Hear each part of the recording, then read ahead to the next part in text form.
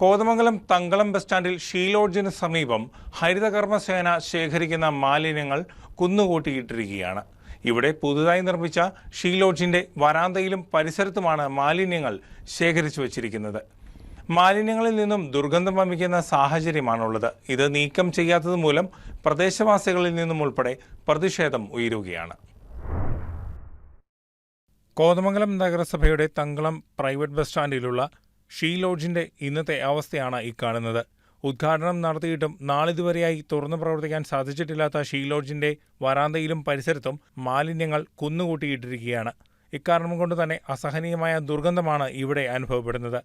ഹരിതകർമ്മസേനാംഗങ്ങൾ മുനിസിപ്പാലിറ്റിയിലെ വിവിധ വാർഡുകളിൽ നിന്നും ശേഖരിച്ച മാലിന്യമാണ് ഇവിടെ സൂക്ഷിച്ചിരിക്കുന്നത്. ഇവ ഇവിടെ നിന്നും നീക്കം ചെയ്യാൻ നഗരസഭാ അധികൃതർക്ക് സാധിച്ചിട്ടില്ല. ഇതേക്കുറിച്ച് CPIM local committee secretary Moideen Shah ഇങ്ങനെ വ്യക്തമാക്കുന്നു. കോതമംഗലം നഗരസഭ കോതമംഗലം അഡീഷണൽ ബസ് സ്റ്റാൻഡ് എന്ന നിലയിൽ പ്രവർത്തിക്കുന്ന തങ്കളം സ്റ്റാൻഡിൽ ഏതാണ്ട് ഒരു ഡംപിംഗ് ഗ്രൗണ്ടാക്കി മാറ്റുന്നതിനുള്ള ശ്രമമാണോ നടത്തുന്നതായി ഞങ്ങൾക്ക് വലിയ സംശയമുണ്ട്. ഇപ്പോൾ കഴിഞ്ഞ LDF നേതൃത്വത്തിലുള്ള നഗരസഭാ ഭരണസമിതി വളരെ കൃത്യതയോടുകൂടി വാർഡ് അടിസ്ഥാനത്തിൽ NCF കളക്ഷൻ സെൻ്ററുകൾ പല മേഖലകളിലും രൂപീകരിക്കുകയും ആ സാധനങ്ങളെല്ലാം വളരെ കൃത്യതയോടുകൂടി തന്നെ മഴ നനയാതെ സൂക്ഷിക്കുന്നതിന് കുമ്പളത്തുമുറിയിൽ തന്നെ 8-10 ലക്ഷം രൂപ മുടക്കി നല്ല നിലയിലൊരു ബിൽഡിംഗ് അവിടെ പണി തീർത്തിട്ടിട്ടുണ്ട്.